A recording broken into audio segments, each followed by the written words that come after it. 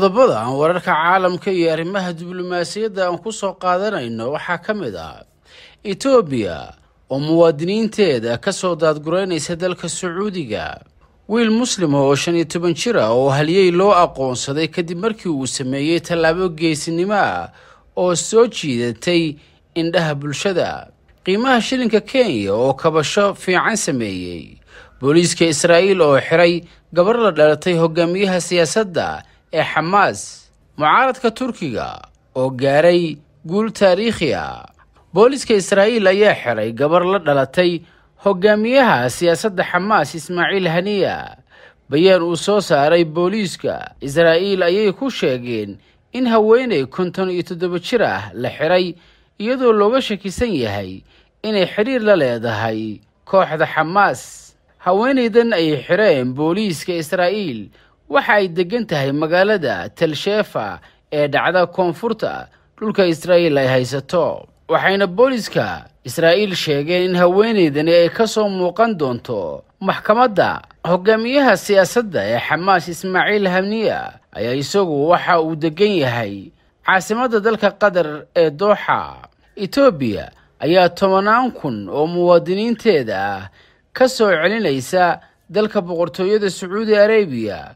go'aankan ay Ethiopia ku dhawaaqday ayaa la qorsheeyay inuu bilaabanayo horaanta bishan Abriil, waxaana lagu wadaa muhaajiriin gaaraya 80,000 oo reer Ethiopia ah in dalkooda Ethiopia dib loogu soo celiyo. wasiiru dowlaha arrimaha dibadda Ethiopia Birtukan Ayano ayaa sheegtay in howlgalka lagu soo daadgureynayo muwaadiniinta ku go'doonsan Sacuudigu uu yahay kii saddexaad ee la fuliyo tan iyo sanadii 2018, iyadoo intaas ku dartay in mudnaanta ay dowladda Ethiopia siinayso dadka tabaalaysan oo u baahan gurmadka degdega ah iyo soo celinta degdega. inkastoo dowladda Ethiopia aysan weli shaacin kharashka rasmiga ah ee hawshan dib u soo celinta ku baxaya, haddana wasiir Birtukan waxay sheegtay in dadkaas loo diyaarinayo wixii tashiilaad oo ay u baahan yihiin sida saad hoy iyo wixii la mid ah.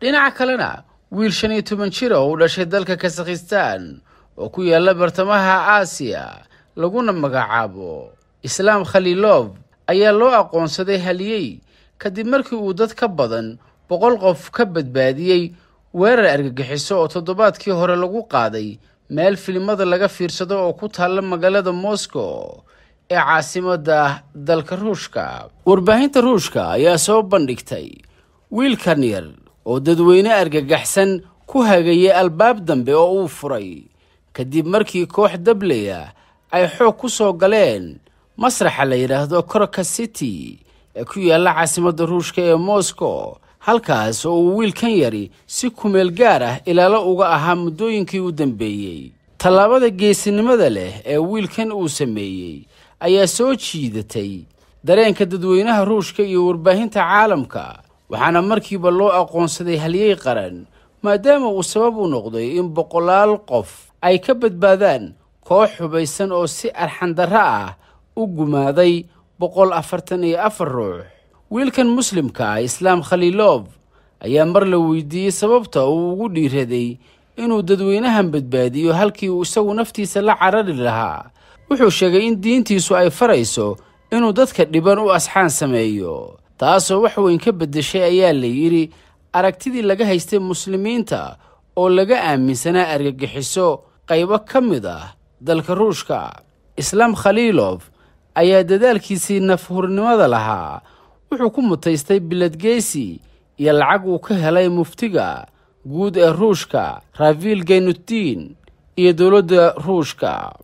sidoo kale naadiga SCK Moscow oo uu wiilkani taageero u ahaa ayaa garoonkooda ku casumay, halkaas oo uu kula kulmay ciyaartooyga kooxda SCK Moscow ayaa wiilkan yar guddoonsiisay tigid uu ciyaaraha kooxda ku dheelayso gurigeeda uu sanadka oo dhan lacag la'aan ku daawan karo.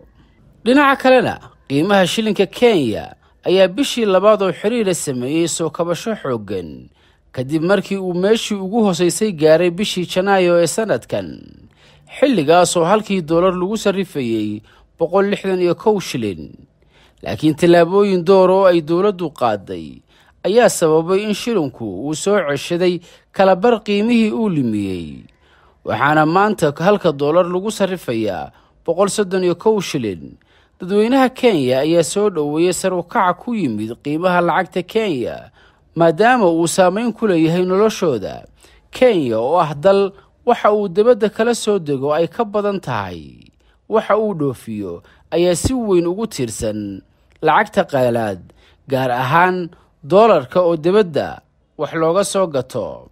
markasta uu yaraado doolarka soo gala Kenya, waxay dowladdu ku khasbanaataa inay jebiso qiimaha shilinka si loo helo lacag adag oo ay dadku dibadaha wax uga soo gataan.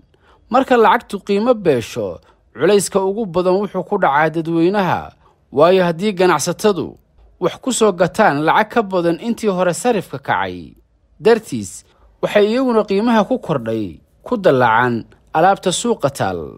soo kabashada shilinka Kenya ayaa loo aaneynayaa dowladda oo ku guuleysatay inay doolar badan dalka soo gelisay islamarkaana iska bixisay amaah lagu lahaa. tallaabadan ayaa la filayaa inay sicir bararka cirka sabaynayo wax weyn ka tarto.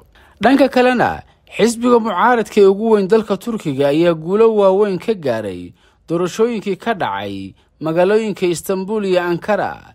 natiijadu waxay dhabarjab weyn ku tahay Recep Tayyip Erdogan oo rajaynayo inuu dib u hanto maamulka magaalooyinka wax ka yar hal sano kadib markii uu ku dhawaaqay inuu mar saddexaad u tartamayo madaxtinimada. wuxuu hormuud ka ahaa ololihii guusha Istanbul, halkaas oo uu ku koray oo uu ka noqday duqa magaalada sanadkii 1994. laakiin Ekrem İmamoğlu oo markii ugu horeysay ku guuleystay duqnimada magaaladan 2019 ayaa guushii labaad u horseeday mucaaradka Calmaaniga ah ee CHP. warbaahinta dowladda Ruushka ayaa sheegtay in howlgal lagu soo badbaadiyey 13 macdan qodayaal ah oo ku go'doonsanaa bariga fog ee dalkaas la soo afjaray. wakaaladda wararka ee Interfax ayaa sheegtay in dadaalada ka socda goobta ku taal gobolka Amur oo u dhow xuduudda Shiinaha aysan sii socon karin sababo la xiriira khatarta in dhagxaan kale ay soo dumaan. musiibadan ayaa dhacday 2 toddobaad ka hor iyadoo dadku ay ku xayirmeen god dahabka laga qodo oo dhirkiisu uu yahay in ka badan 100 mitir oo dhulka hoostiisa ah.